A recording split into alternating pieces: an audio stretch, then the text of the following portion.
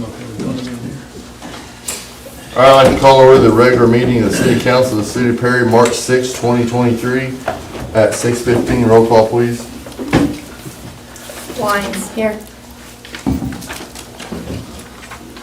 Marshall. Here. White. Here. Coffee. Here. Brown. Here. Williams. Here. Vaughn. Here. Goldar. Here. Stroller. Here. I do declare a quorum. If you'll join me in invocation right quick, please. Dear Heavenly Father, we love you. We appreciate the opportunity to be able to come before you and say a prayer over the City Council this evening and over our town. We just ask that you bless our city and be with us in all of our decisions and make sure our minds are open and that we make the best decision possible to better the city that we live in and push it forward the best that we can. I pray this through your son's name, amen. All right, item 1 is the consent agenda. There is 4 items there. Motion to approve the consent agenda? Roll call, please. Wines. Yes. Marshall. Yes. White. Yes. Coffee. Yes. Brown. Yes. Williams. Yes. Vaughn. Yes. Goldar. Yes. Stroller. Yes, thank you. Item 4, comments from those assembled pertaining to the items on the city agenda. Hearing none. Item 5, proclamation, commendations, reports, and inquiries by the governing body. Yes, sir. We have the proclamation right there. Where are you going? I mean, I don't even know anything about it. No one said anything to me. Larry, is that us? I'm sorry? Is that us? Yes, ma'am.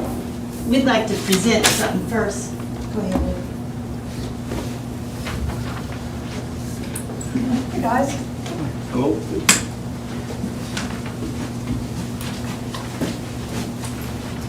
Good evening, Mayor, City Council members, and guests. I'm Edwina Decker. I'm the president for the Perry Area Volunteers. Tonight, I would like to share a few facts with you about the campfire in our area.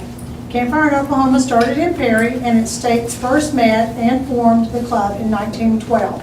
A Methodist minister's wife organized this first group using information that she acquired back east before her husband was transferred here to Perry. The Perry Council received its charter in 1918. Campfire has met in Perry continuously since that time. This year, Campfire is celebrating its nationwide 113th birthday.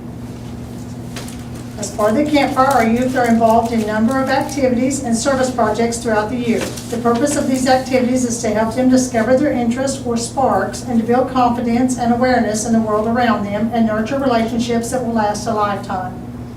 This is achieved through the abbreviated list of monthly and yearly activities.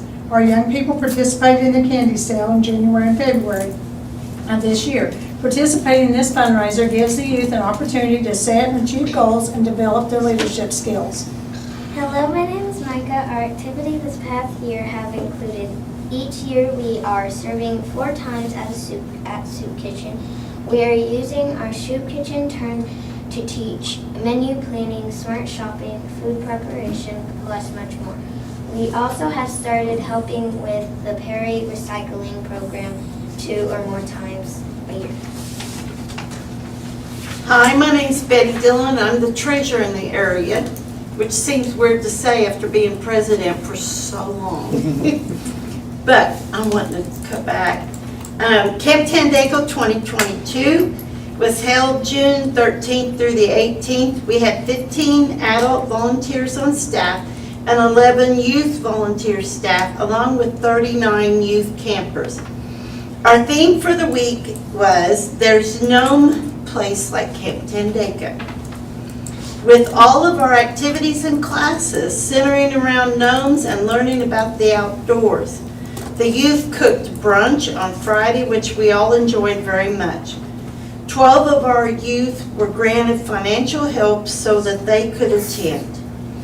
During summer camp, we honored our 2022 WOHELA recipient, John Meadows Jr. And our youth also were honored that had sold campfire candy in January, February of 22. These youth worked very hard to earn these awards. Our youth and adult members donated over 2,500 hours of community service for camp. We also participated in the Noble County Fair with displays and entries, volunteered in the Oklahoma Home and Community Education Chicken and Noodles Fair concession stand. We sponsored a float in the Cherokee Strip Parade. Hello, my name is Raylene.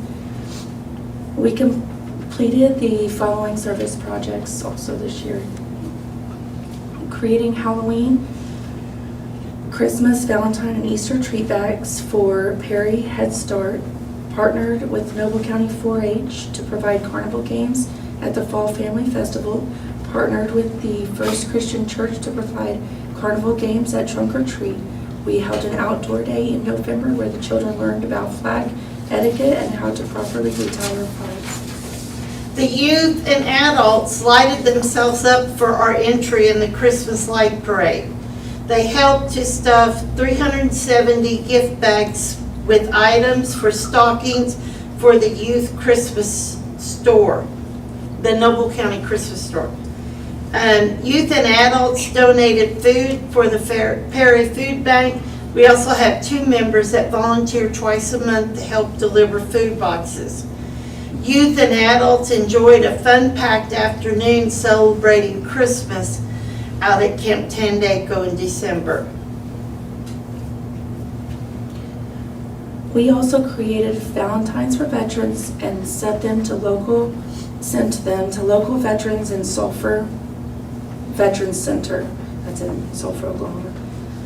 This coming weekend, March 10th and 11th, we'll be holding our annual summer party. Last year, 30 of the youth stayed up all night. Only the Lord knows how many of us will be staying up all night again. We will also be hosting an awards ceremony in April to recognize our youth and adults. Coming up in June is our annual summer camp, June the 11th through the 17th, with our theme this year being We Be Digging Camp Tandaco. We are going to be holding work days to clean the trails and to try to get rid of some of the downed trees out there. Thank you for your time this evening. You guys have any questions?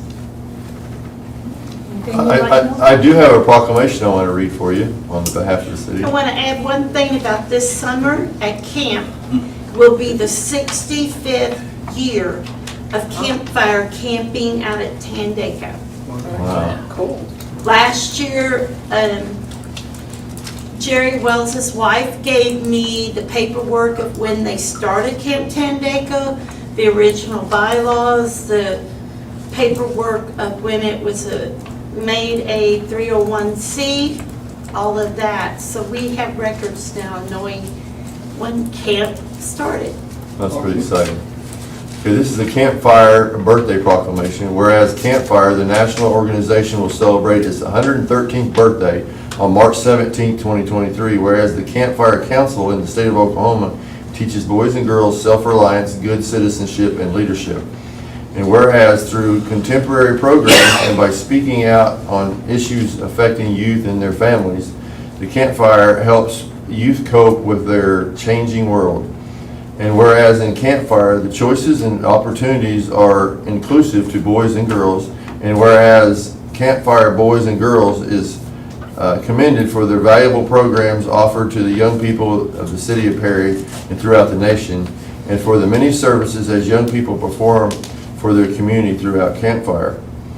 Now, therefore, I, Bill Stroller, Mayor of the City of Perry, Oklahoma, do hereby officially proclaim March 1st through the 31st of 2023 to be Campfire Birthday Month.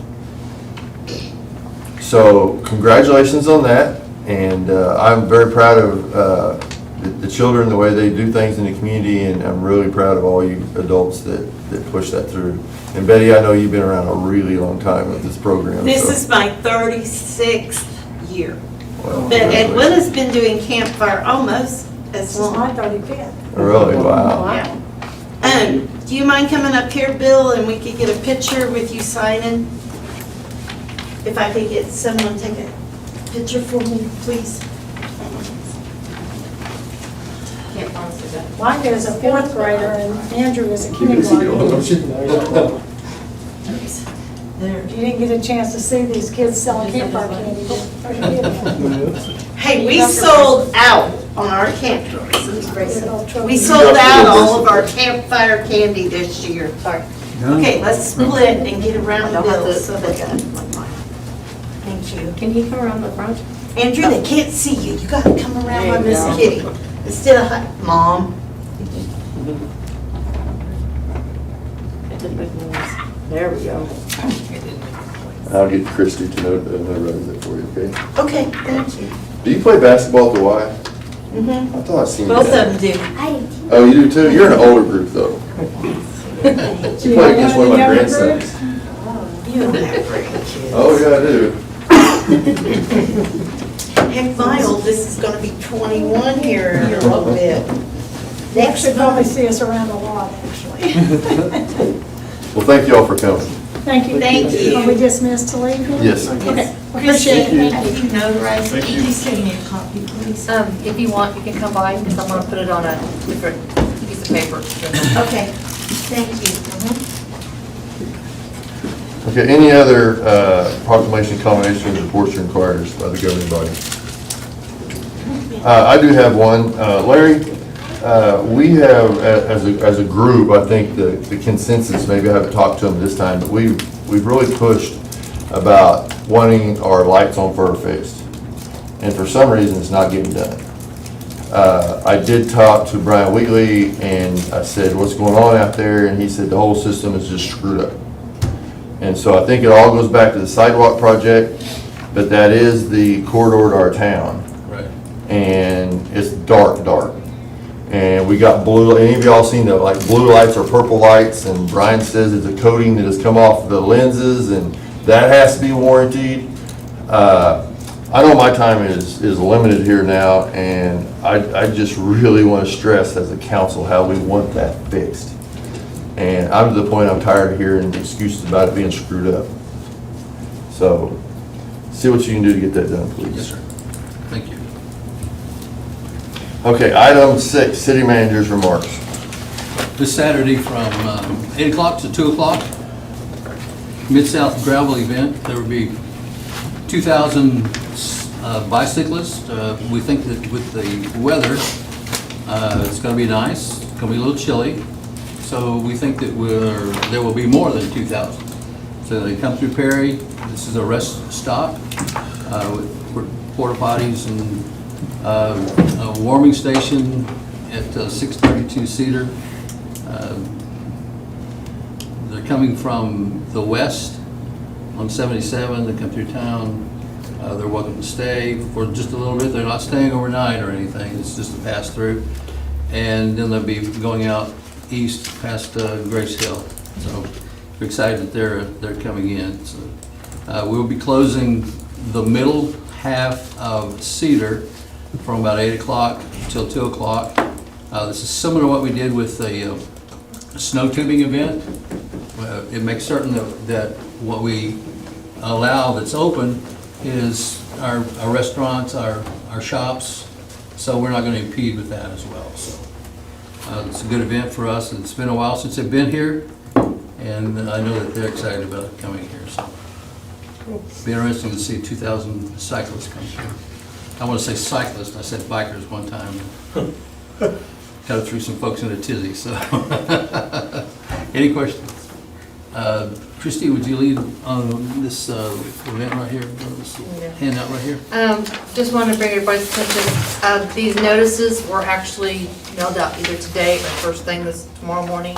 They will be going to every resident. They're just informing the residents that with the water construction getting ready to go through the neighborhoods, that there's going to be periods where you may not have much water pressure, or you may have no water. All of those, the water should be active into that day by 3 p.m. And if you don't have water, you got to call City Hall and let us know, because those crews leave at 3. And we can get water, because as far as they know, they've got them hooked back up. But sometimes they come across little glitches and something didn't get connected here or there. Once they open those trenches, they say it takes 4 to 5 days before they can close them back because of all the testing and back flushing and all that. So this just gives everybody an idea of what to expect while they're up in that area. to all the residents. Thank you. Thank you. Any questions? Thank you, council. Item number 6, consider approval of law enforcement assistance agreement with the Noble County Commissioners and Sheriff Matt McGuire. Larry, do you know what's going on here? Bryce, go ahead and do that. I think this was on a previous agenda, but basically when our police officers go outside the corporate limits, unless they call the sheriff first and receive permission, they aren't authorized to exercise duties as peace officers because their jurisdiction is limited to the corporate limits of the city.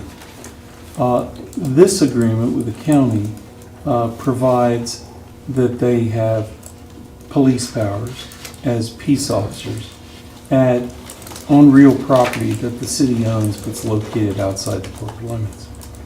On the highways and roads going there and back, the county requested that we exempt that because they're not wanting our officers to give people speeding tickets and trailer tickets and the like. But this is good because it allows our officers that need to go out there and police those areas to have police power. This was approved by the county commissioners last Monday and by the sheriff. And have you received the signed copy? 'Cause Yes. the sheriff said, yeah, the signed copy. Oh, was it included? Mhm. Oh, good. So this is for us. We asked for this, and so we would like you to approve this. This actually, because of another amendment they did to the agreement, this has to be reapproved every year, but that's fine. It's important enough that it needs to be on our agenda for second meeting in June, and we get this approved every year. Well, I just want to ask a question. Yeah. You said that they have permission on all those places and the roads and highways providing access to? No, not on the roads. Well, it looks like that's the way it reads, is the reason I was asking. I thought what you said contradicted what this read. Yeah, well, that's because they changed it. They changed it, asked for it to be amended in the end. And so therefore, in the end, it doesn't provide for that jurisdiction on the roads and highways going to and from the parks, the lakes, and the airport. However, just a call to the sheriff's office to say, hey, is it okay if we come out here? At that point, if they make the call, then it's under a mutual aid agreement. This is for those times that they're just running out there and they forgot to call. So it will protect them from any incident that occurs on city property. Is it really supposed to end in June of this year? Yeah, So just for 3 months? yes. We had not renewed it for a while. It actually was subject to a automatic renewal, Oh, okay. but the county wanted it to be subject to annual renewal. Okay. So that's why that's another change. Okay. Well, I want to ask another question. And maybe Brian would know this, but like, say for instance, something happened on the city property, like at Perry Lake, or like, and there was an instance when they had to chase them outside that property. Can you chase them and still continue with whatever? Yes. Yeah, that's a doctrine called the fresh pursuit doctrine. Okay. And if in fact they're justified, you can go outside of, in fact, you can go outside the corporate limits, to do that. But Okay, well, I just wondered, that's, because I thought, it's a what narrow, if I did? it's a narrow exception. As long as you're within pursuit, within your jurisdiction, is that right? Yeah. Well, no, even when you go outside, Well, but it starts with. it has to start Right. within your Yeah, jurisdiction, okay. yes. I just wondered about that. No. Thank you. Any other questions? What would you like to do with this, council? Motion to approve the agreement. Second. Any further discussion? Roll call, please. Wise. Yes. Marshall. Yes.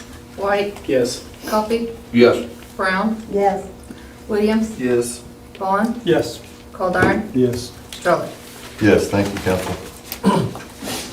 Item 8, consider certain items pertaining to the disputed generation customer. Item A, consider approval of ordinance number 2023-04 of the City Council of the City of Perry, Oklahoma, providing for certain amendments to Chapter 17, Section 17-217 of the Perry Municipal Code 2022 by the amendment of subsection B2, which provides for a new method of calculating a maximum size of customer installed generation system, and by the amendment of subsection B15, which requires general liability insurance for all customer installed generation systems, providing for repealer savings, codification, severability, penalty, and declaring an emergency. I'm gonna turn this over to Russ. We also have John Van Zant with us from OMPA. He's gonna speak also. Russ, I'll give this to you. Well, guys, if there's an issue that I can tell you that we don't have a finite answer for, it would be DG, distributive generation. It's not Dollar General. If you hear us say DG tonight, we're talking about distributive generation. All right, distributive generation is where the consumer creates electricity, whether it be wind or solar or pedaling a bicycle via a generator, or I mean, they can buy a generator, but you see what I'm saying? Something on their side of the meter that they are creating electricity and potentially putting that electricity back into our system, okay? In a gross piece, we are governed by our OMPA wholesale contract, okay? The OMPA wholesale contract limits us currently, and we hopefully will amend that tonight, but currently limits us to generating, allowing DG or any outside purchase of electricity at 1% of our peak KW. And So, that's installed nameplate capacity. So you peak out around 17,000, it would only allow 170 KW to be installed in your community. so we've got this first issue, which will get addressed a little later. Oh, that's gonna be later. Yeah, that one's actually later. Okay. No, you're good. All right, Because all right. you're gonna talk a little bit here Yeah. as we go through this. Sorry, I hope you guys weren't planning on getting out of here early, because there's just too much to explain in this piece, to get you guys out in a 5-minute conversation that you like to limit me to. So, It's just because you drew the item. because I'll let Larry talk, and then I don't have to use up my 5 minutes. Would that be better? You'd still use it. Yes, I will still use my 5 minutes. Bottom line, we're going to change the contract with OMPA. They have an amendment out there, and that amendment is going to allow us, instead of going on nameplate capacity refers to each unit that is generating electricity, whether it be a generator, whether it be solar, whether it be wind, they've got a nameplate capacity. This unit is designed to produce X KW. Okay, and that's what it's built for.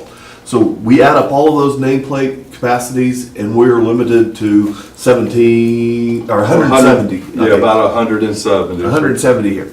We're going to change that, and instead of using nameplate capacity, we're going to go to a system that allows us to use 1% of our consumed kWh. So the kilowatt hours that we pull down from OMPA, 1% of those can come from third parties. That number, give or take, is about 730,000 kWh a year.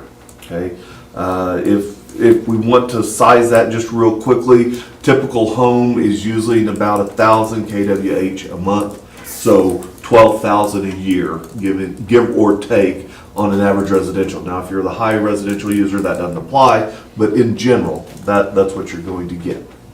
So we're going to make that amendment, and I hope you all plan on approving that, because a lot of this is contingent kind of on that idea. And the amendment's good because it allows more people to install solar. Yeah, it'll Okay, allow so a lot if you more. like that, if you like solar. that, you're green and you want more people to be able to install solar, then you'll want to vote for that amendment. Go ahead. Yes, for sure. And we all think that we need that amendment approved, okay? Whenever we get there, it's a consensus that this is going, that is what needs to happen. Whenever we start looking at it, we run into issues because peak KW, so the peak kilowatts is a measurement of 1 hour of usage at any point during a period. Ours is looking at an annual period. But how much electricity do you pull in that 1 hour? Well, we all can imagine and we all know kind of in the back of our minds that our peak KW probably occurs in August or July in one of those hot days, someplace between noon and 4 o'clock in the afternoon.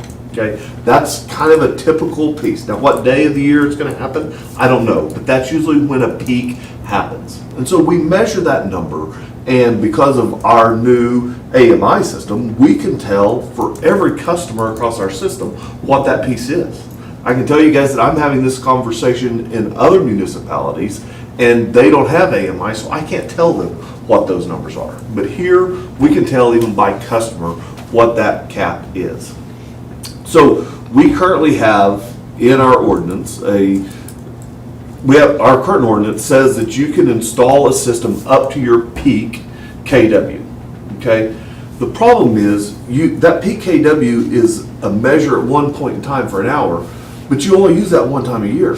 And the majority of the time, based on our sample of our customers and kind of a sample across even across all residential customers, the typical usage is only about 30% or less of that peak KW. I will tell you internally, ours is under 20% whenever we did an average of what our peaks were. So we may allow you to install it at this high number, but the rest of the year, you're only gonna hit about 20% of that every month. So that creates a predicament. Our predicament is that if we allow residents and if we allow all of our customers, I can't just say residents, but customers, if we allow our customers to install too much solar generation and they're not consuming that solar generation, then it's coming back onto the system for us. Whenever it comes back onto the system for us, we're now going to potentially be in violation of our agreement with OMPA. Consuming at the time of production, right? Yes, exactly, yeah. Whenever they don't consume, If they can't absorb if it. they can't absorb it when they produce it. Okay. So those, whether it be mainly from 11 to 4, is really the hours that we're looking at, 11 to 5, 10:30 to 5, whatever, depending on the sun and when it comes up. But if they're not absorbing all of those KWs that they're producing during that time, i.e. they're at work, they're not even at home, those kind of things, then that electricity has to go someplace and it comes back on the system.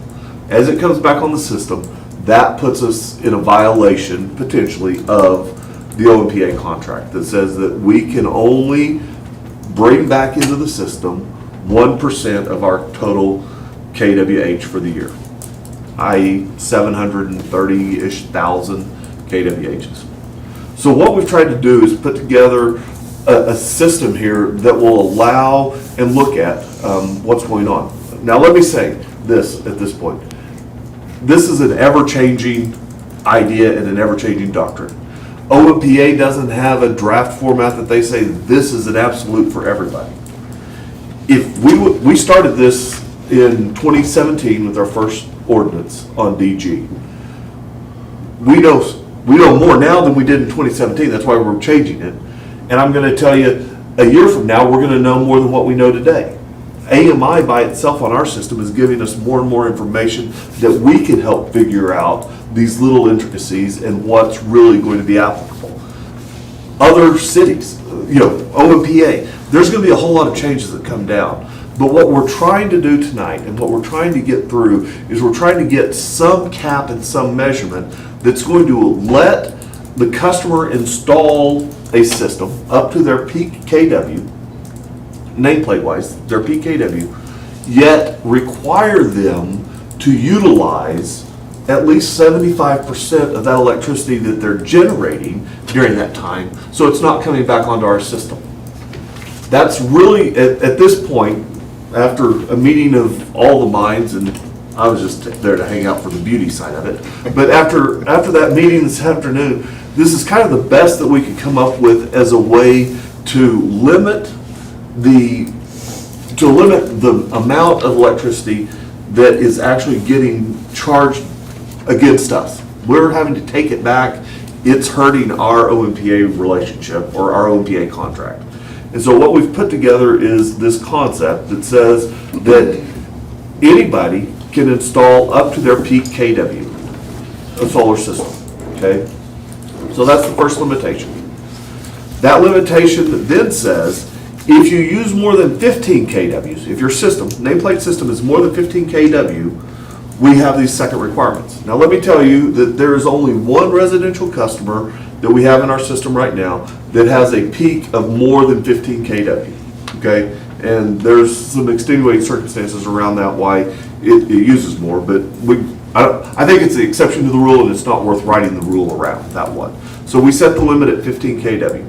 Residentials, you can install up to your peak demand, that size of a system, without any problem. So every residential customer that we have out there, we're good to go on, effectively. If you're out in excess of that 15 kW, so we're going to now talk mainly about our commercial customers.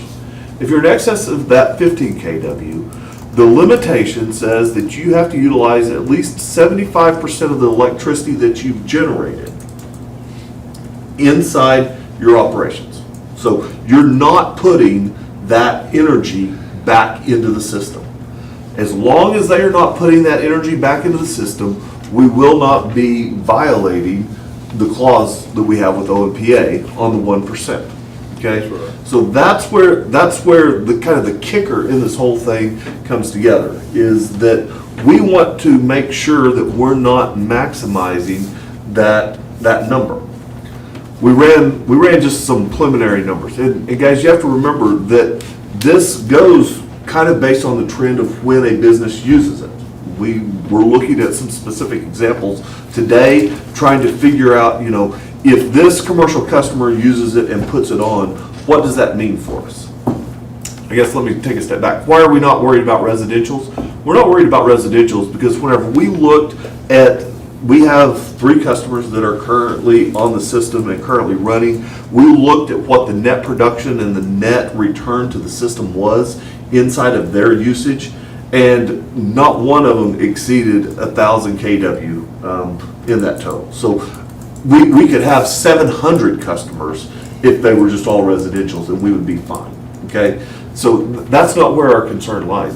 Where our concern lies is in these large commercial customers. If we let them install these large DG systems based on their peak demand, and they're not using the electricity, one customer by themselves could put 300 to 400 kWh of our total 700 back into the system by themselves. That's, they're going to use up over half of our volume that we can produce if we don't have some of these limiting factors in there. Now, is this going to be the best limiting factor that we will come up with? No. But this at least gives us a start and allows us a place to start limiting and start creating a demand requirement that they utilize what they're producing. Because the last thing we want is somebody, and this would be the worst case scenario, but somebody installs a solar system, goes out of business, doesn't use any of their electricity, and puts all of it back into our system.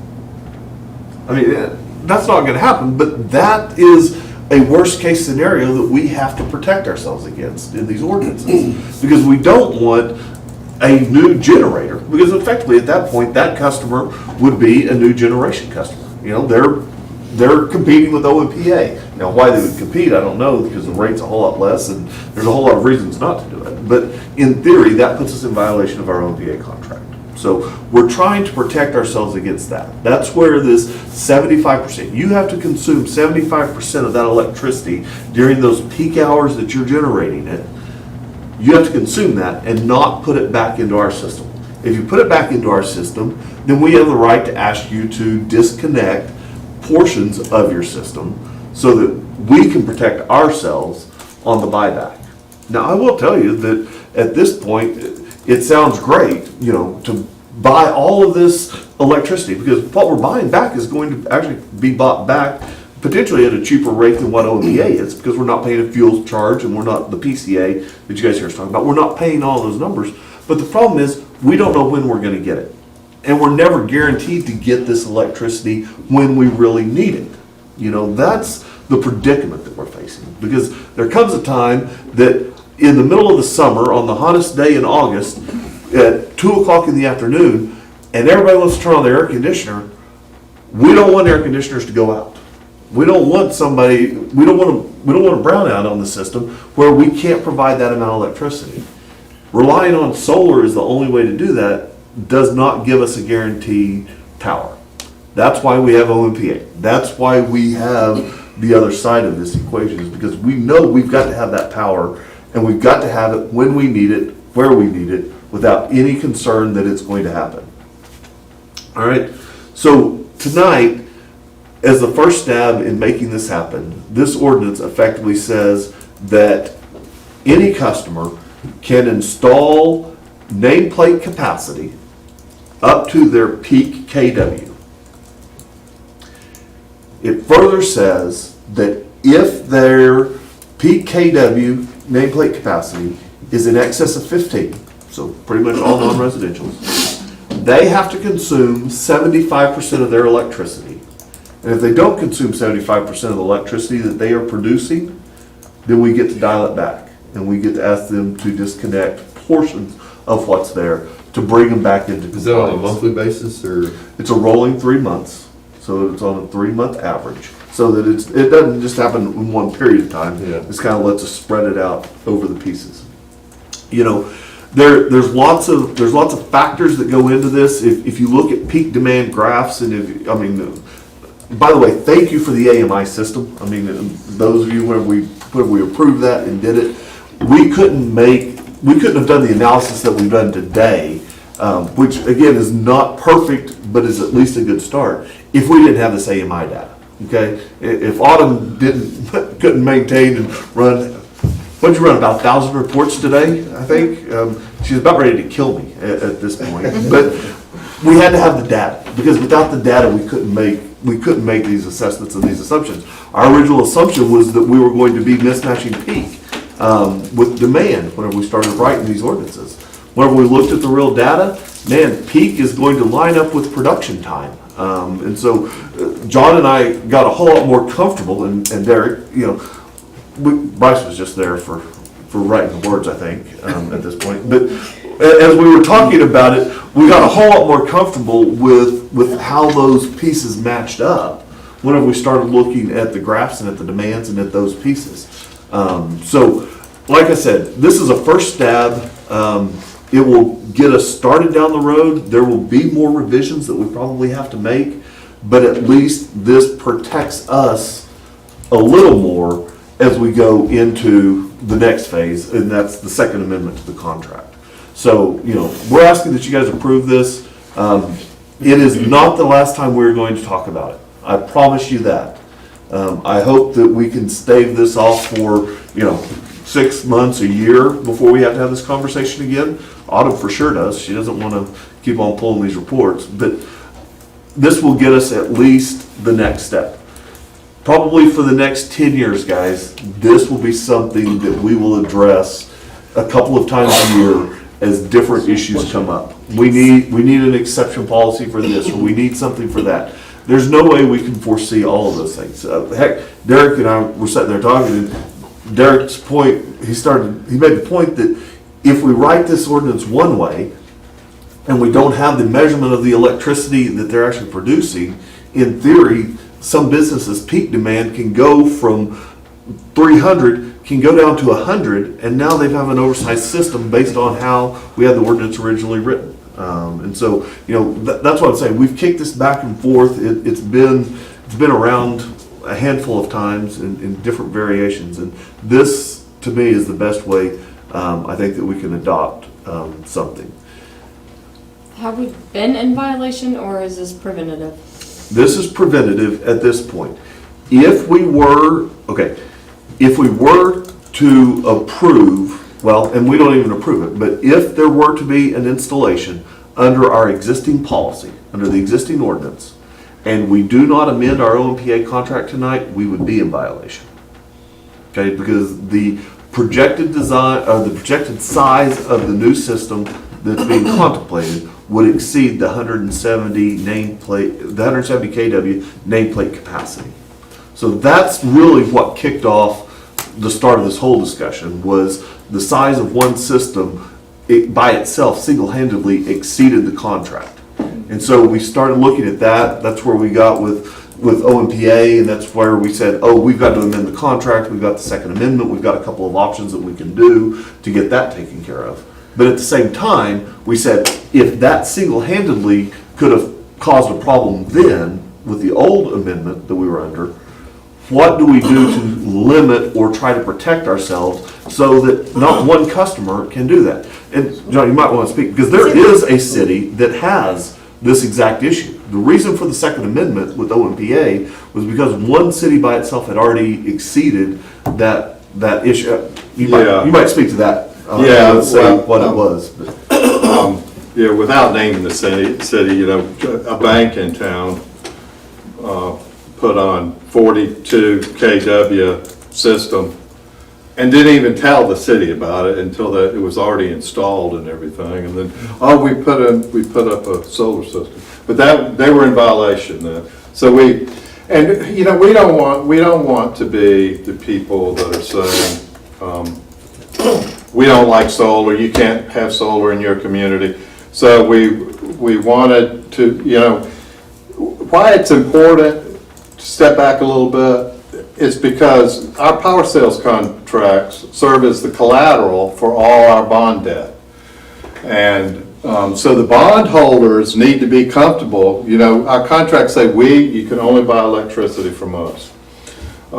And that's very good comfort to the people that buy our bonds. It allows us to build power plants and that kind of thing.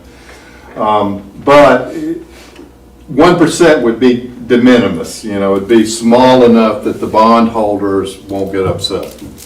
So we started off with 1% of nameplate capacity, but then we saw that was very limiting on how much, like in your case, it would be about 170 kW. And that was very limiting, and so we said, well, let's instead do a new amendment that all our cities can pass if they'd like to, that would allow 1% of all the electricity used. And that amount, how you measure that 1% is your customers can only put 1% back onto your system. So they can produce a lot more than the 730. As long as they absorb it, it doesn't even count against you. It's only when they're overproducing in any particular hours and are sending electricity onto your system, then they become a supplier to Parrot. And so we want to limit that to 1% of your total kWh that you use in a year. So what's it cost for $1 million insurance policy?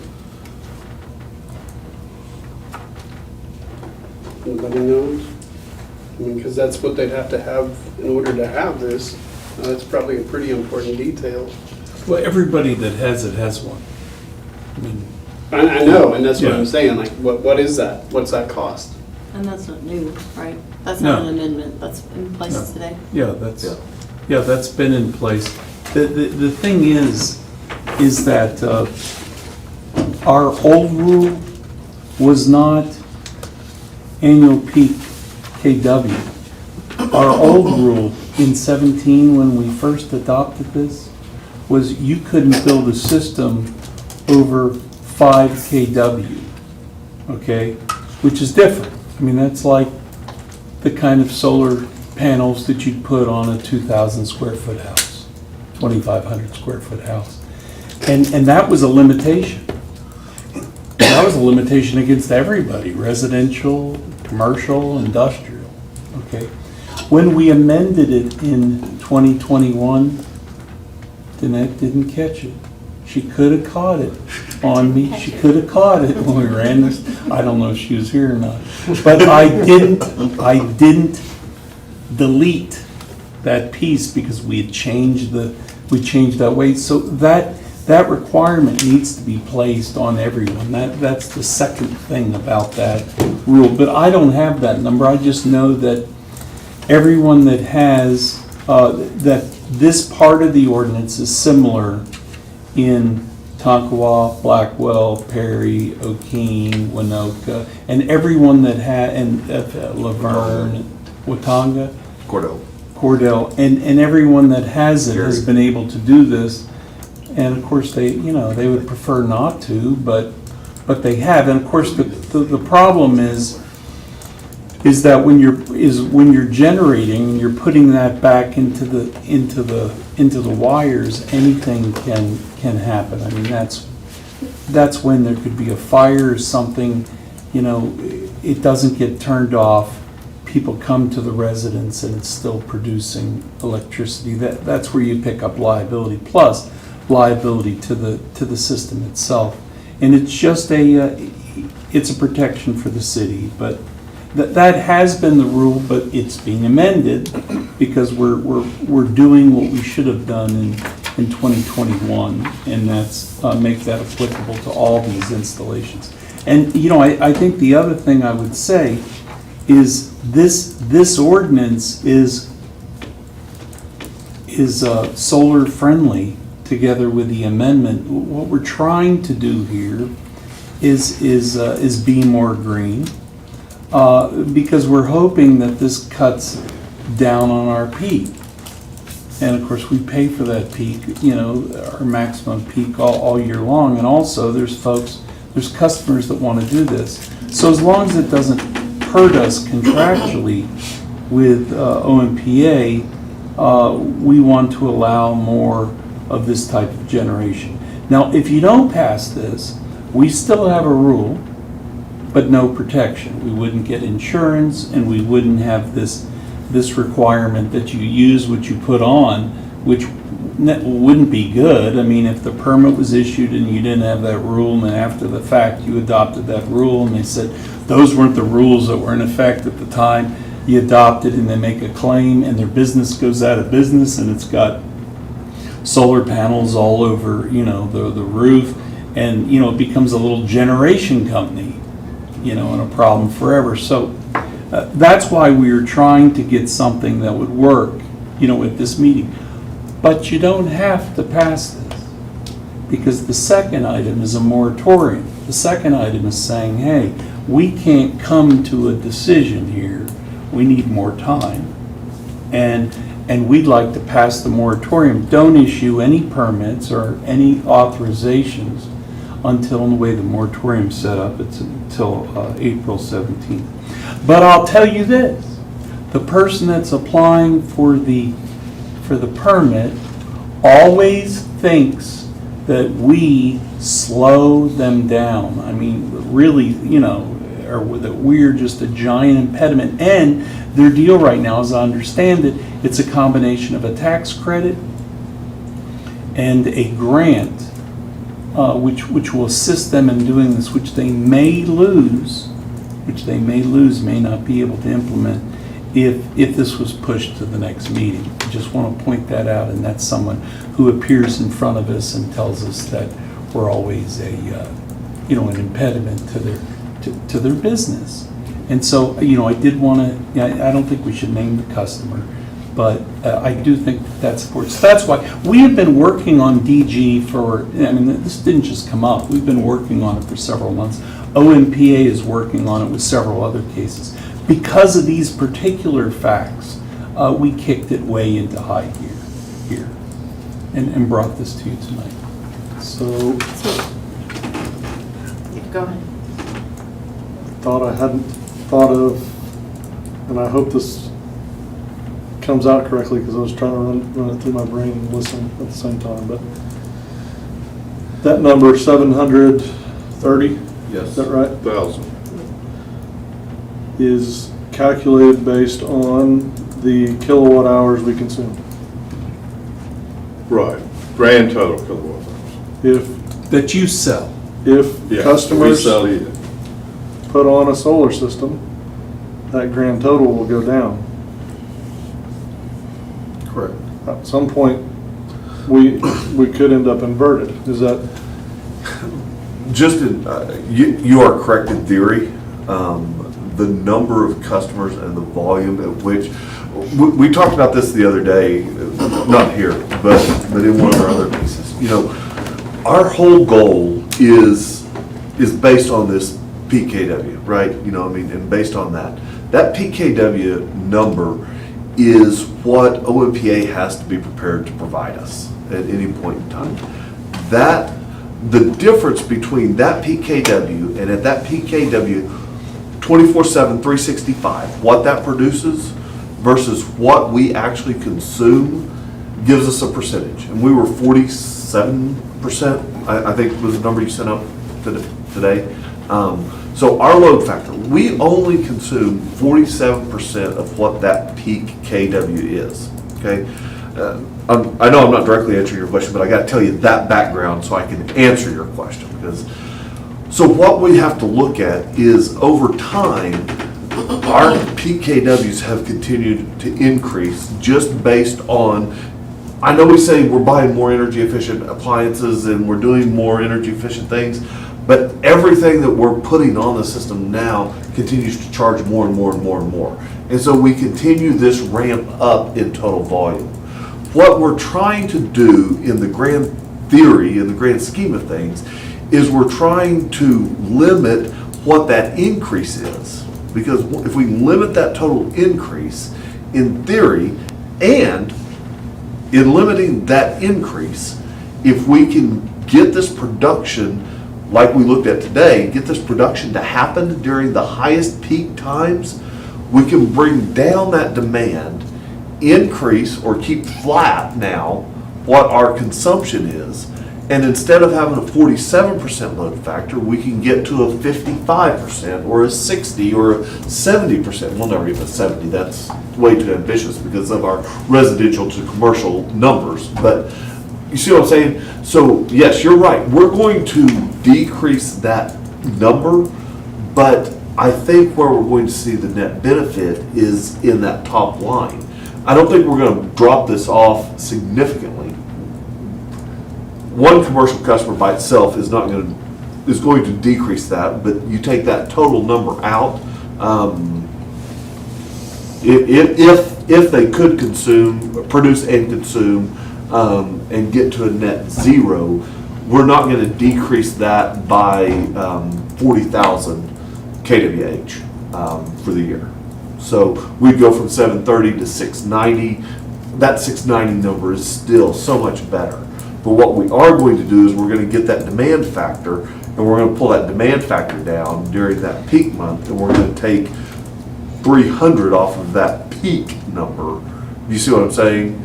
At the worst point in time, and get our consumption up, whereby giving us a more efficient system. I mean, you know, and that's our load factor. And what OMPA is going to be seeing from us is that we're now using 55% instead of 47%. Well, what that 55% versus 47% means in real dollars is $150,000 a year savings. Don't hold that number. I'm just giving you an example. That would equate to a demand factor in our wholesale electric net cost could go down $150,000 by doing this. It could go down $10, but you see what I'm saying? There is a dollar difference change whenever our demand versus our consumption, and that load factor that we're talking about, the higher that load factor is and efficiencies that we have in our system, the lower our wholesale cost of electricity is in total to the city. But you are correct, Derek, yes. The number though is only The short about- answer. The short answer is, if I gave you all the short answer, you guys would be saying, Russ, you're not even thinking this through, you're just shooting off the hip and giving me a, pulling it out of your butt. No, I'm not pulling out, Or the something- number Right. is 40. again, I was just trying to think But- through a scenario Yeah. that if 3 decent sized customers try to do it, relatively quickly, that could change that factor pretty quickly. Yeah. And as we talked about, and this was another part of our conversation and what we've talked about.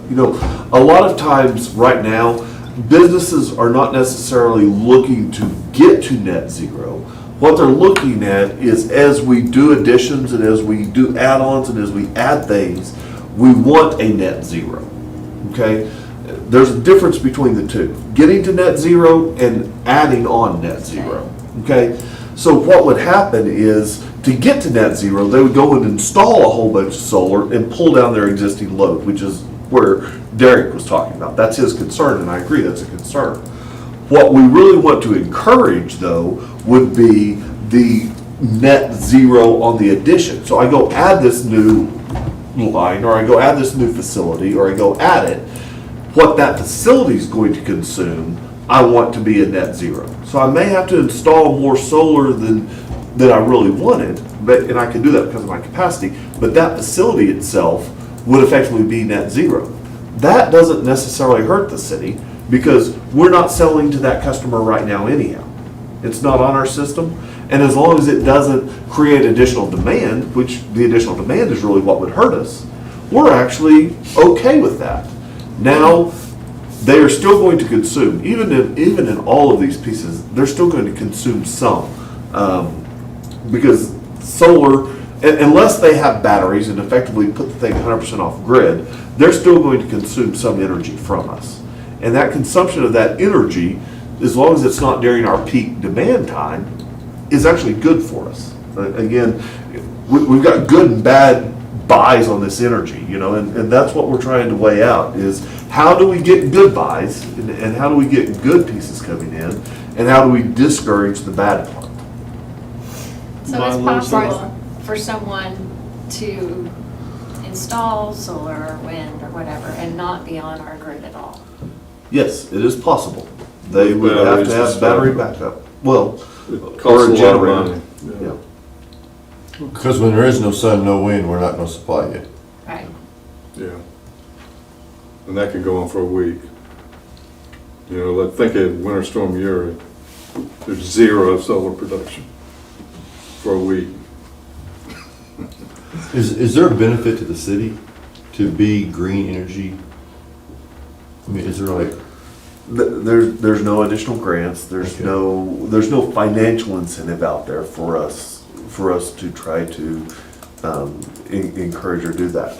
OMPA encourages it, in an indirect way. I mean, they want energy efficiencies. They want those kind of things. But because all of that comes, guys, what we sometimes fail to realize is where the big issue is in all of this. The big issue is never in the consumption of electricity 23 hours out of the day, 365 days out of the year. The problem with electricity comes in that 1 hour when we use the most electricity on that one day. And I'm going to say it's a July or an August day. It is. That's where the problem with electricity comes.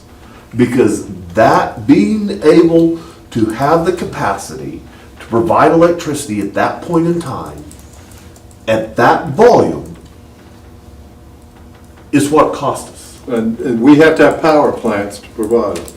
And actually, it's not just that peak, you have to have reserves. So we're required to have enough capacity to meet 115% of the collective peaks of all our cities. So it's a big number. And if we get some efficiencies in the system, it'll put off having to buy a power plant. Or like the land power plant cost us about $100 million to build. And so got to issue a lot of bonds, got to collect for the debt service, all that kind of stuff. Bryce, who did you say was in the meeting today? Today, Yes. it was Russ and me and Derek and John. And so the sense of urgency is because we have a customer that may lose out on $1 million, $750,000, $800,000 system that they want to put in. I'll tell you, not really, I mean, if we don't change this, I mean, we have a rule. And they can put in. They can put it in. They can put They in. can put it in. They can put it under the rule, and that's not good for us. Yeah. So, I mean, I think that's the thing. What's the urgency? Because we're protecting ourselves. At the same time, we're allowing more solar in our community, and we're protecting ourselves.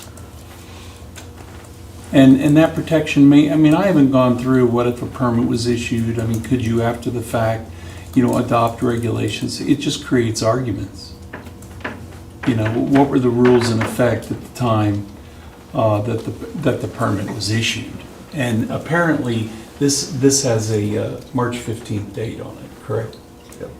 So, yeah, this is more a protection of, based on our current ordinance, we could do nothing. Literally, this item could have been tabled tonight, done nothing, and we could go on down the road, and the city actually has a bigger exposure than effectively the rains that this new ordinance puts in place. I'm protecting your exposure by way of this ordinance. And if you wanted to amend it in the future, you could, but this has gone. It's better to get ahead of it. Well, this has gone through some brains. It does make some. It makes some real sense the way it's written, and I mean, to tell you the truth, tell them what the ordinance that OMPA wanted would have been more limiting. Yeah. So, not that they wanted, but that No. that we talked about. Speak about that. Okay. So the original. Oh, go ahead. Quick, That's the one that's included. To your in question, today's meeting, they've been talking about it for a long time. I just had to get chat about other things as well, but there was several things that came up and that we thought about there as well. And I think, to what you said earlier, this isn't the last time. We'll be changing this again. I mean, there's still questions on the board with this solution, I think, too. So, but go ahead, sorry. And I'm pretty excited about it because OMPA has come to us and said, let's work this out, And I'm just trying to. No, I understand what because, you're, I mean, yeah, they no, I said understand they've what been you're talking saying. about it for a while, Yeah. and then they meet today, and then we have an ordinance when we come into the meeting that's different than the one that's said. So I'm just kind of Yeah. trying to put it all Can I together. make a correction to something? Okay. So, this actually started several weeks ago. We had 2 residential customers wanting solar, and this is when it started. So we started looking at it, and we noticed the problem with commercial. Okay, and so we started actually talking about it before this customer called us. And then, I'm not kidding you, like the next day, I get a phone call from this commercial customer, and I sent out an email and said, hey, they're talking about solar, we probably need to push this thing a little bit, faster. So that, it did not start necessarily the conversation with this commercial customer. It started weeks before that. I didn't know the whole background, but that's what I was trying to say. But the commercial piece is the reason for the issue is because of the size of the potential commercial piece. And in doing it at that size, exceeding our OMPA numbers. So that's why. That's why you need the amendment to our Yeah. power sales contract. Otherwise, I really wouldn't worry about it. Now, what was the question that I was going to answer before? Let's talk about what the original, ordinance, yes. what that did. So the original ordinance that we started out with and looked at set and actually probably is what's still in the binder. It set a formula, okay, and that formula considered a piece that said that there's a 50% load factor in your usage.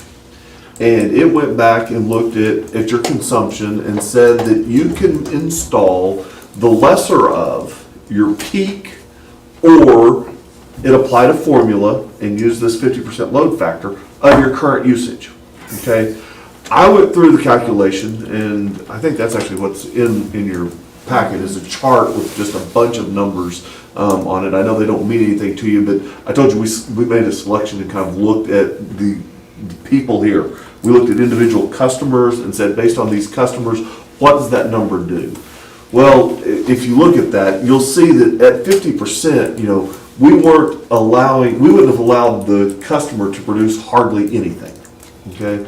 And so I went back and said, well, are we really trying to do solar or are we not trying to do solar? Matter of fact, that was my question to Larry this morning was, Larry, are we trying to do solar or not do solar? Because I don't know which way to make this argument if I don't know which way you want this piece to go. Because if we don't want solar in the city, and we don't want solar at all, then we stick with this 50%. Well, we wouldn't load factor. have made the 2021 amendment when we went from the 5 kV, which was completely limiting across the board to residences and commercial and all. So, I mean, you did something in 2021 to change that.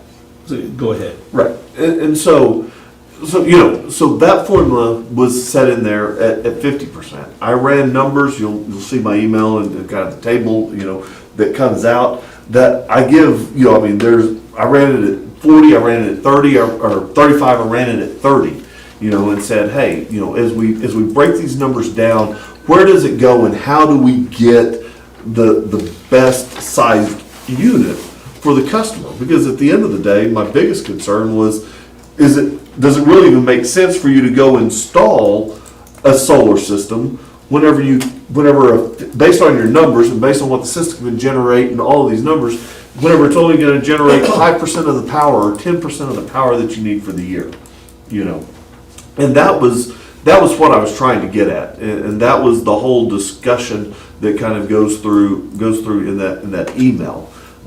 So your original ordinance and where we were starting this discussion was it was going to cap out with a 50% load factor of your usage, and we were going to back into what that peak KW was. It's a mathematical equation. Kevin would actually love it more than probably the rest of us.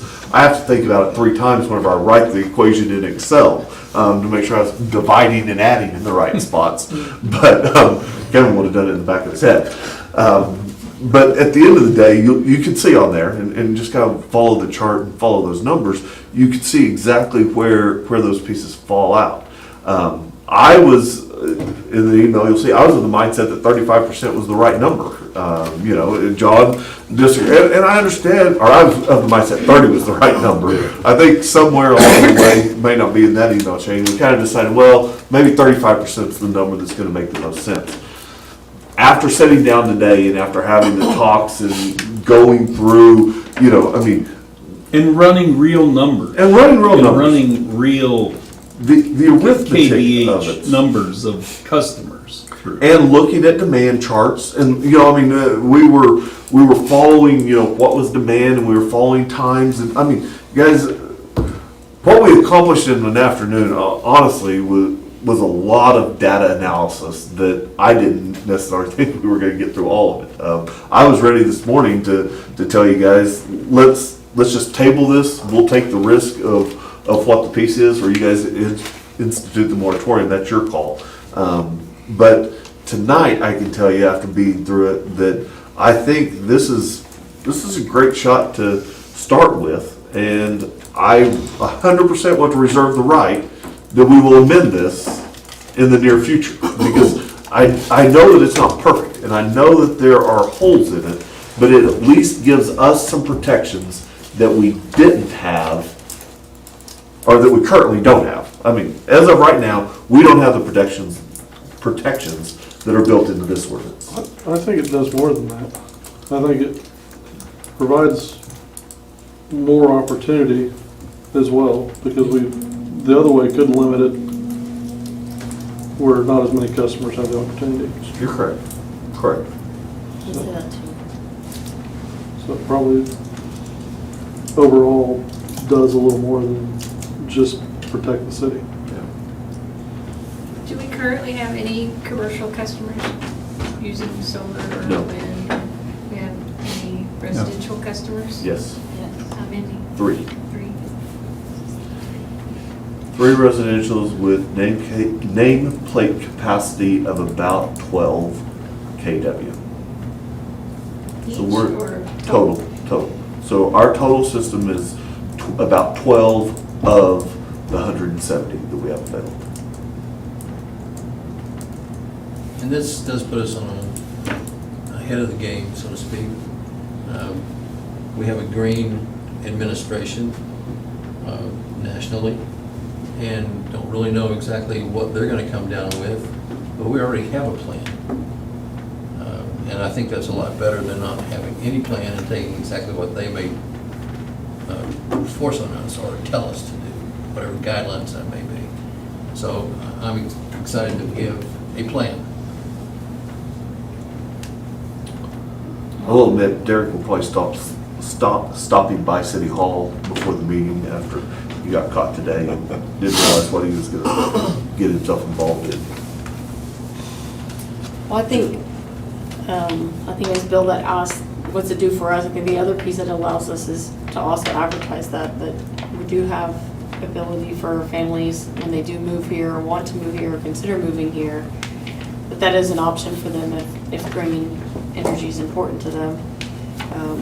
I can see other businesses have to look at that in the future as well to be able to market that or talk about that. I think what you said makes a lot of sense on it's not necessarily getting to net zero now, but as they're adding or looking at capacity down the road of when you add that on, how you stay at a net zero and benefiting it at that point as well. So those things. make John, do you have sense. anything else? No, I don't. I know I said it a while ago, and we kind of just tiptoed around it, but with that kind of insurance, is it practical? That's, I mean, I'm just asking there's a lot of people that have said they'd love to do it, but with that kind of insurance plan, it wouldn't be practical for them. I think, I don't want to speak for you, but she had mentioned earlier that they would like to help, again, stop me if I say something that's not true, but they would like to help people find out if it is feasible and help them do the calculations and things like that. But of course, you're not going to know the insurance quote, but Because a lot of people don't have a plan for that much on their house. I think there's out of those 3 customers, maybe it wasn't the best solution in what they did. I don't know, but maybe could have helped if they had more information along the lines of what you're talking about. From what little I know about the insurance, what research I've done, as far as when you're talking about a life, taking a life, $1,000 or that $1 million is not high enough. And so that's when I've done the research and things like that. That's what I've come up with. And Or damage to our system. right. But the biggest thing, I think that, when you're pushing back electricity onto our system, there is the potential there that an employee can be injured. Because we shut down the system, we think it's all fine and everything's, but you're energizing our system. So, Is there not a cutoff on these systems? It's required to have a cutoff. Yes, it's required. Have one. It's just if. and there's a potential that, from what I've been told, there's a potential that it could fail. And then you've got that potential. You don't there. realize the line's energized. You what? And then you may not realize the Realize line's it's energized, energized. yeah. So that's just from what I've gathered to try and understand all of it. It's fairly new. I mean, I do want it to be an option, and I do want a lot more people to be able to partake in this. But if it's not practical, who's going to do it? That's my biggest question. We have 3 right now, and we have 2 wanting it, and we have a commercial one wanting it, so. I will tell you that just from running the numbers, from a financial standpoint, and looking just at the historical numbers on the current installs that I have seen, it's not a practical application. Now, that's not how it's being sold to our customers, and yet, I'm not here to interfere with commerce, but I don't see how financially it makes sense to do the installations. And that's Just based without on insurance. the examples, yeah, that's just, That's not not even considering including the the added insurance. cost and the maintenance and all of those things that I don't have the numbers for.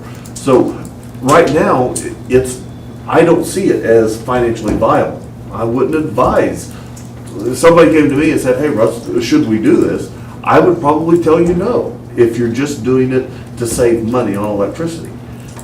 Because you're not gonna save money on electricity doing it right now. The cost of installing the system, it's a 12, 13-year payback. Well, heck, the life of the systems most of the time I don't aren't that think- long. I don't think Or they- longer. And going, 25 years.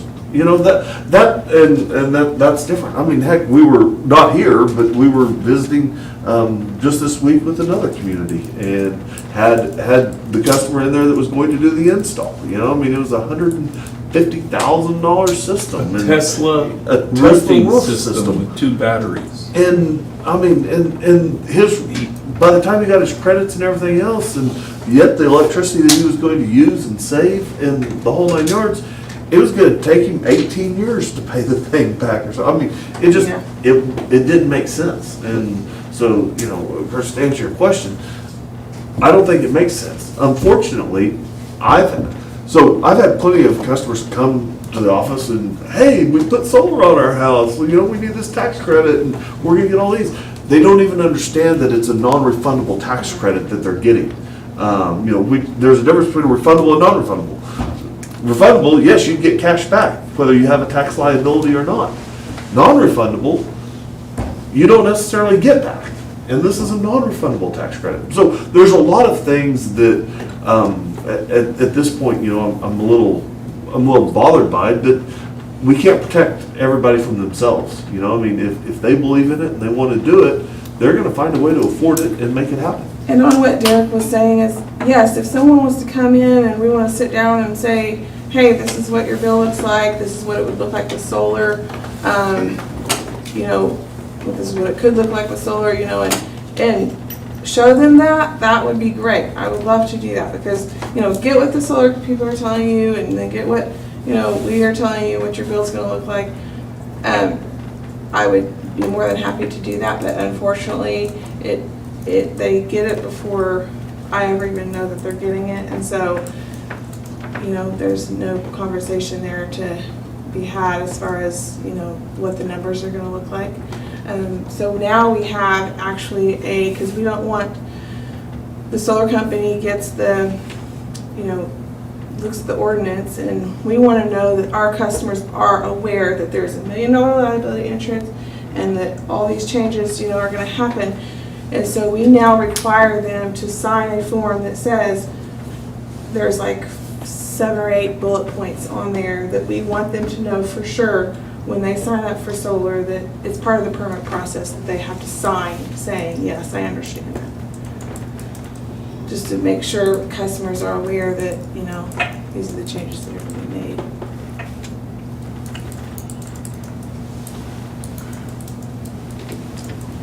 And like he says, you know, this is an ever-changing thing.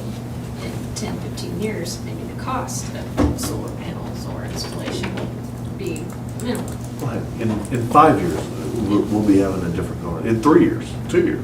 I mean, it's evolving that rapidly at this point.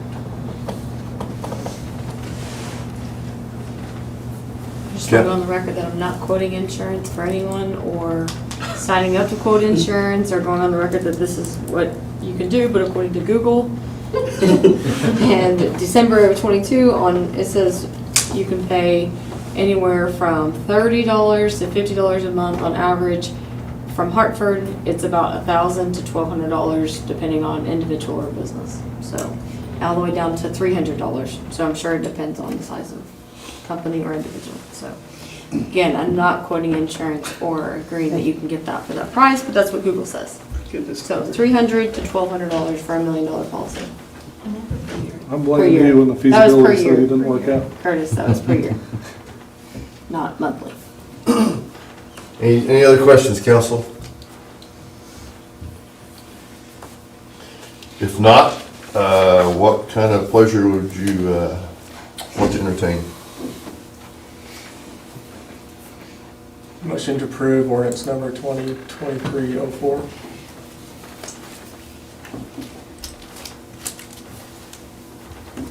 Do we have a second? Second. Any further discussion? Roll call, please. Wines, Yes. Marshall, Yes. White, Yes. Coffee, Yes. Brown, Yes. Williams, Yes. Vaughn, Yes. Goldar, Yes. Stroller. Yes. Motion for emergency? Motion on emergency. Second. Roll call, please. Confirmation. Wines, Yes. Marshall, Yes. White, Yes. Coffee, Yes. Brown, Yes. Williams, Yes. Vaughn, Yes. Goldar, Yes. Stroller. Yes, thank you. So you now have my ability. So item B becomes a moot point. Or you just got one. We'll move to item 9. John, thank you for coming today. You're welcome.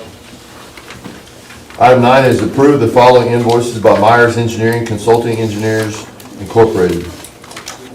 Second and Maple Drainage Evaluation, $5,735.50. Water System Improvements, 2023 CDBG Grant, 1518. The Call Lake Assessment is $1,265. And 1612 North 12th Street Sanitary Sewer Survey, $675. I make a motion that we pay Myers Engineering for their services. Second. Roll call, please. Wines, Yes. Marshall, Yes. White, Yes. Coffee, Yes. Brown, Yes. Williams, Yes. Vaughn, Yes. Goldar, Yes. Stroller. Yes, thank you. Item 10, consider approval of an invoice to HFG Architects in the amount of $40,896 for fees and $35.82 in cost and reimbursement expenses pertaining to the schematic design phase for the Perry Hospital renovation. Make a motion that we pay the architect for their fees and costs. Second. Roll call, please. Wines, Yes. Marshall, Yes. White, Yes. Coffee, Yes. Brown, Yes. Williams, Yes. Vaughn, Yes. Goldar, Yes. Stroller. Yes.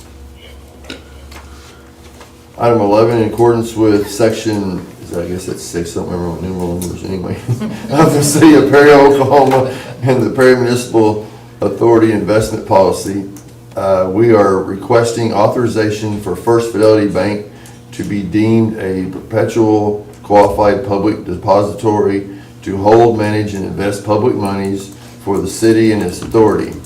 All funds deposited with First Fidelity Bank will compile with a provision of the investment policy, including FDIC insurance. Larry? There are times in economy that there's a wide spread between what you could get just money markets or regular CDs and what you can have with a sweep account or a different type of investment.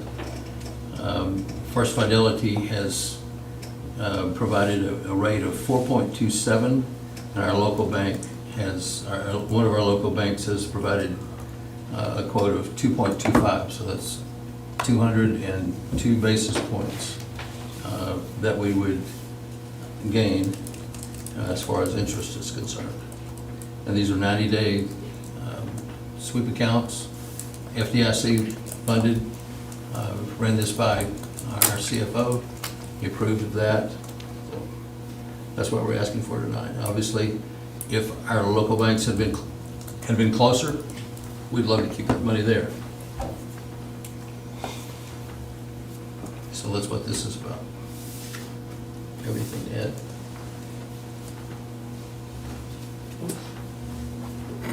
add? Council, you guys can do whatever, whatever pleasure you have. I do think it is beneficial that we're very good stewards of the city's money. But at the same time, I know that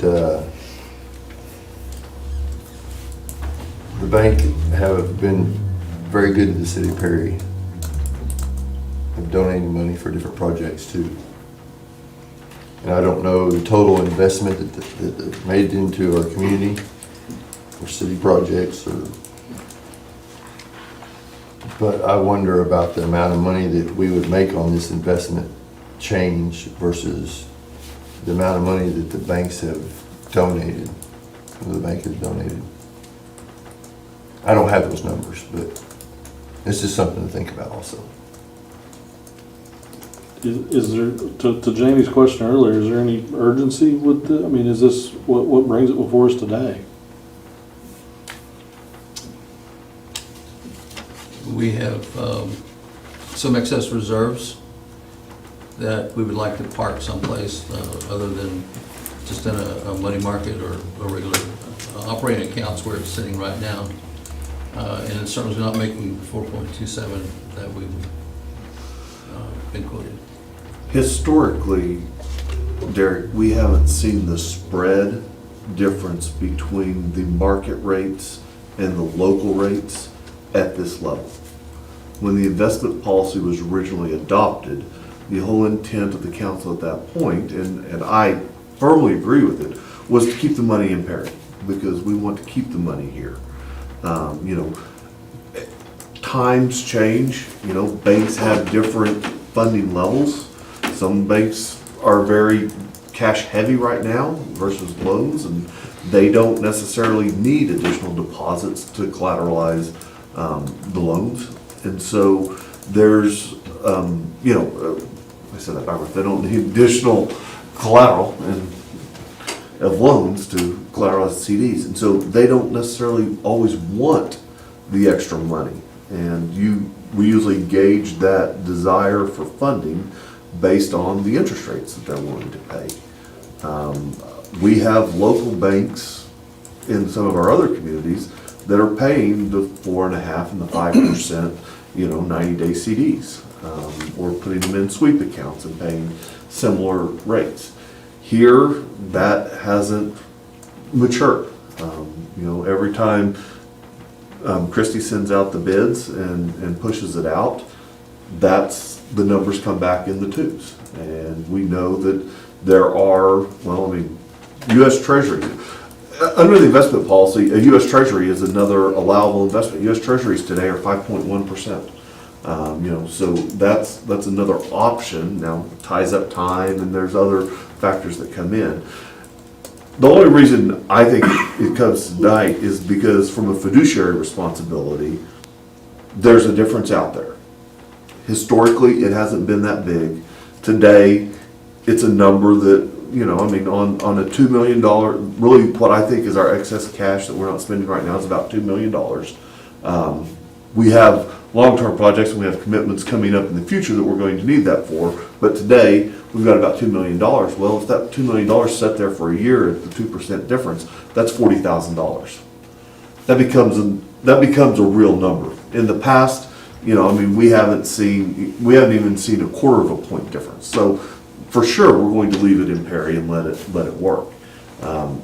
It's a tough decision because you hate to pull money out of the community, but at the same time, we hate to disservice the citizens, you know, from fiduciary responsibility of we're trying to get the most income in we can so that we don't have to raise rates and we don't have to look at other places to fund things. So that's the two sides of the equation. If the interest rate spreads were not as large as they were, this wouldn't even be on the table, I don't think. Do the local banks know that that has been offered us? Yes. Have either one of them made any remarks negative to doing that? I had a phone call from one that was not happy, definitely, and wanted to remind us that they did give support for like the Christmas employee luncheon and stuff like that, but you might let lunches for $40,000. That's a staff position. I'm sorry? I mean, that's what most teachers here make, less than that, so that's a job.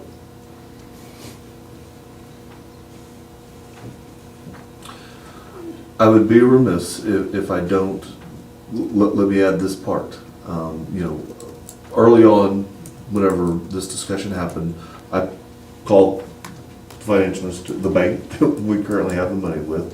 And I said, listen, there's a spread. And I was made aware of, the park improvement, the donation for the park improvement that came. Well, guys, the amount of that donation for the park improvement was about the difference in the interest spread at that point.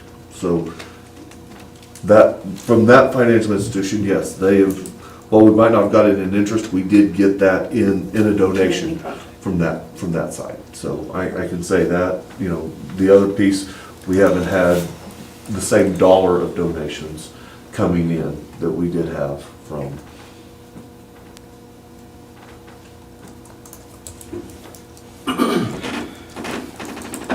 Well, we've had scoreboards purchased. Yeah, that's what I was gonna say, scoreboards We've had contribution by the banks. I think over time, we've tried to make more and more things local.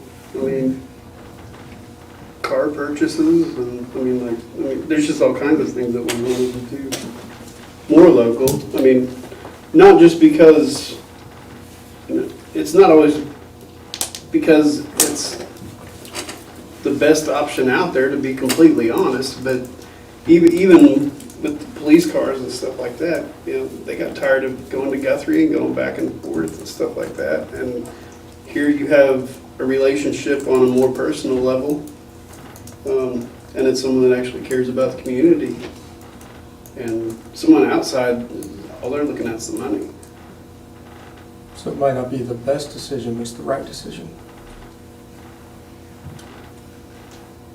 Stay local. I mean,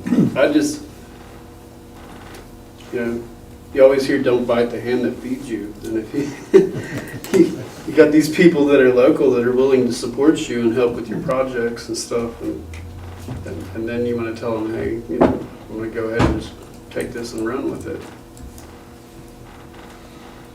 I feel like you're doing the right thing by bringing it in front of us, because it is a decision that we're leaving money on the table for the community, and I think we have to know that. And then we have to decide, and hopefully not tonight, because I think this weighs both sides, but you also have to remove some of the emotion, but you also have to make a good business decision, and sometimes that's not always going outside, to your point, keeping it local, but at the same time, that's a lot to weigh in on both sides. I mean, I just applaud you for bringing it to us, because we have to know that. If nothing else, we have to know what we're walking away from. Well, that's our fiduciary, Yeah. that was my fiduciary responsibility, was at least to raise it, because, from that standpoint. So it's raised. Larry had the, he chose the First Fidelity piece, which, we tried local broker-dealer as one of the options due to hiccups and those kind of things with their investment policies and how ours is written. We couldn't get over that hurdle. Larry went out and contacted First Fidelity and found that piece. First Fidelity? Well, across the state. Group you're dealing with is out of Oklahoma City. So Oklahoma Bank bill. In a small community, though, it takes all of us. I mean, to get things done, it takes every single one of us, and I think we all know how much our banks, both banks, play in this community. What would you like to do, council? Say if that kind of split is there for a very long time, maybe bring it back, but right now it doesn't seem worth pursuing.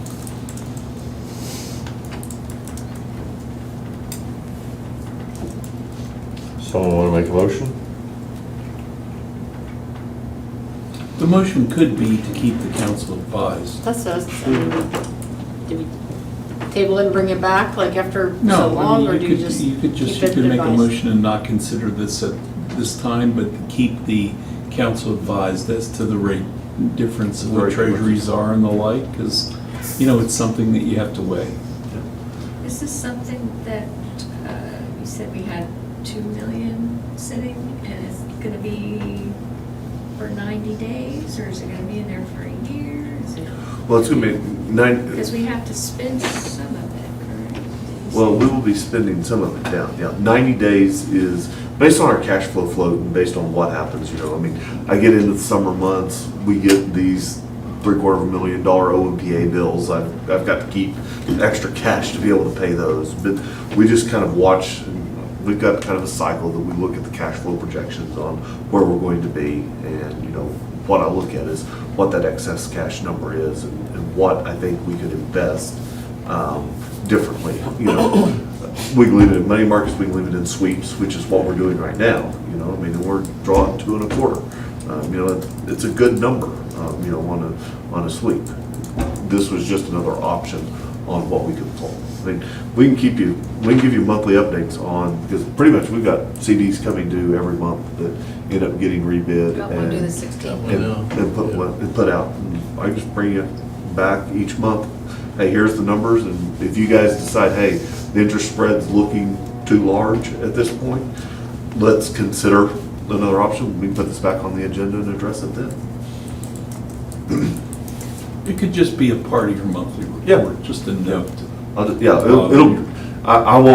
We won't spend a whole lot of time digesting it. I'll just have it in the written part that, you know, if you guys wanted to see the interest rate spreads, we could put that on. What are you gonna do, council? Oh, sorry, Jane.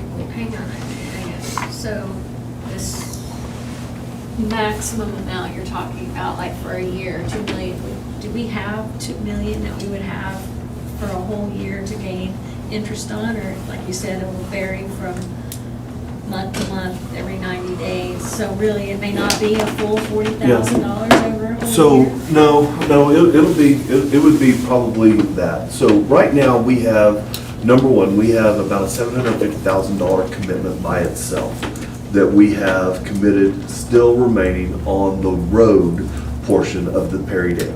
We don't have a third-party funding. We had to commit that money to that. We know, based on the latest pieces, that that project is not going to happen and hasn't come down and is not going, bottom line, isn't going to be there. So we've got a reserve for that. We've got about 3 or 4 of those reserves for commitments, for grant matches, for other things, you know, that we have outstanding, that knowing that they may or may not play out, I've got to have that money. And even if the grant does play out, I'm gonna have a year, I'm gonna have a year and a half to do it.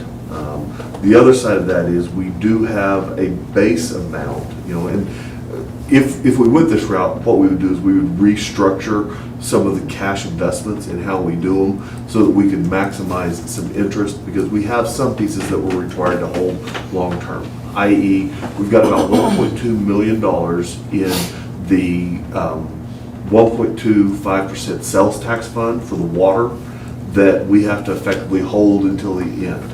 So those are just 2 pieces, you know. We've got another $300,000 that we're having set aside for grant match that will probably come.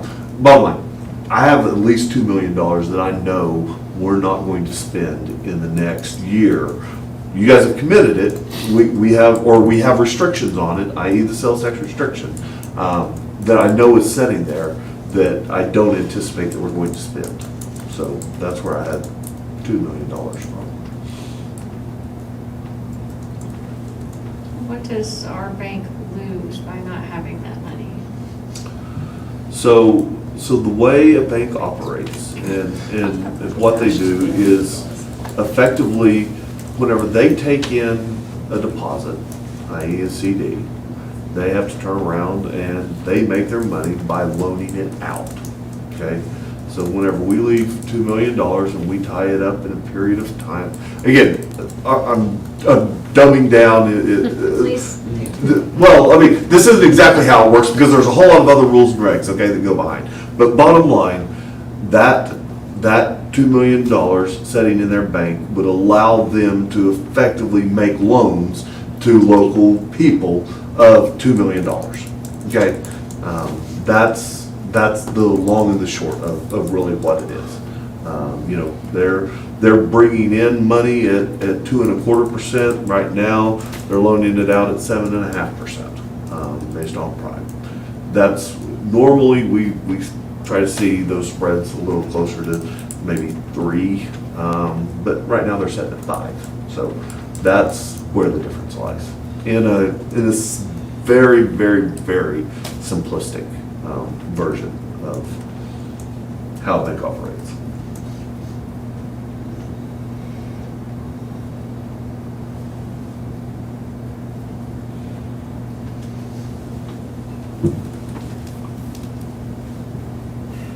Did we have a motion or anything?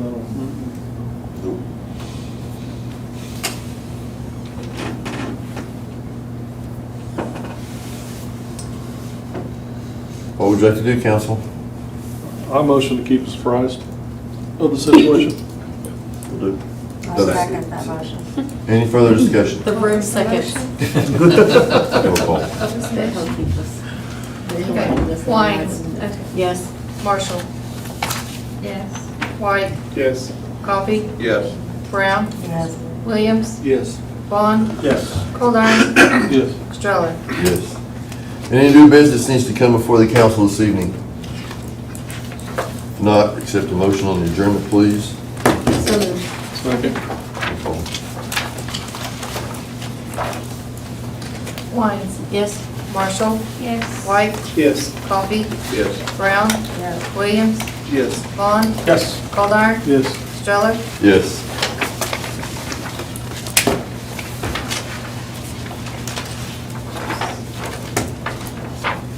I'd like to call over the regular meeting of the Perry Municipal Authority, March 6, 2023, at 6:56. Chief, sit down. Oh, it's hard to get used to. He'd already said goodbye. 7:56, I'm sorry, what did I say? 6:56. Okay. We wish it was 6:56, but it's not. Roll call. Wines. Here. Marshall. Here. White. Here. Coffee. Here. Brown. Here. Williams. Here. Vaughn. Here. Coldiron. Stroller. Yes. Item 1, the consent agenda, there's 2 items. Motion we approve the consent agenda. Second. Roll call. Wines. Yes. Marshall. Yes. White. Yes. Coffee. Yes. Brown. Yes. Williams. Yes. Vaughn. Yes. Coldiron. Yes. Stroller. Yes. Item 4, comments from those assembled. Item 5, proclamation, accommodation reports, inquiries by the governing body. Item 6, consider approval of an amendment to the power sales contract between the OMPA and the Perry Municipal Authority. Russ, this is basically what we had a discussion about earlier, but a different aspect of it. Yes, but I'd like to talk for another 30 minutes on this. Okay, is there any motion? Yeah, I'll motion to approve. Roll call, please. Not approve of your Not approving you conversation. talking. You had a motion for me to talk for 34 minutes. Negative. Roll call. Wines. Yes. Marshall. Yes. White. Yes. Coffee. Yes. Brown. Yes. Williams. Yes. Vaughn. Yes. Coldiron. Yes. Stroller. Yes. Where were we at? Item 7, in accordance with Section 6 of the City of Perry, Oklahoma and the Perry Municipal Authority investment, we are requesting authorization of the First Fidelity Bank to be deemed a perpetual qualified public depository to hold, manage, and invest the public monies of the city and its authority. All funds deposited in the First Fidelity Bank will comply with the provision of the investment policy included in FDIC insurance. Do we need the exact same? Second. Roll call, please. Gosh, all my, Wines. aren't gonna let me talk Yes. anymore. Marshall. Yes. White. Yes. Coffee. Yes. Brown. Yes. Williams. Yes. Vaughn. Yes. Coldiron. Yes. Stroller. Yes. Any new business? Motion on adjournment, please. So moved. Second. Wines. Yes. Marshall. Yes. White. Yes. Coffee. Yes. Brown. Yes. Williams. Yes. Vaughn. Yes. Coldiron. Yes. Stroller. Yes. For the first time, I think Mr. Meacham has out-talked Bryce tonight. You have accomplished. Not by design. You have accomplished something. For clarification, that's not a competition to try to beat that every time. Oh, it's. All right, I'd like to call over the regular meeting of the Perry Facilities Authority, March 6, 2023 at 7:59. Roll call. Wines. Yes. Marshall. Here. White. Here. Coffee. Here. Brown. Here. Williams. Here. Vaughn. Here. Goldar. Here. Stroller. Here. Item 1, the consent agenda. Motion approved. Second? Roll call, please. Wines. Yes. Marshall. Yes. White. Yes. Coffee. Yes. Brown. Yes. Williams. Yes. Vaughn. Yes. Goldar. Yes. Stroller. Yes. Item 2, motion on adjournment, please. Second? Roll call. Wines. Yes. Marshall. Yes. White. Yes. Coffee. Yes. Brown. Brown. Williams. Yes. Vaughn. Yes. Goldar. Yes. Stroller. Yes.